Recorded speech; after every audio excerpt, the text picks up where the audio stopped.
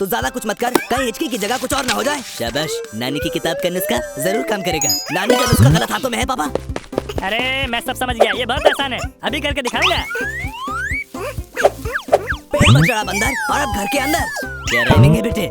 Thank you पापा। बेटे बनाने से पहले रेसिपी तो चेक कर ले, कुछ गड़बड़ ना हो जाए। अरे छोड़िए छोड़िए, सब आता है मुझे, फिकर नट। ये गया और लो हो गया तैयार। हाँ बस इसे सूंघना ही था, देखा इसकी गायब हो गई। अच्छा अच्छा।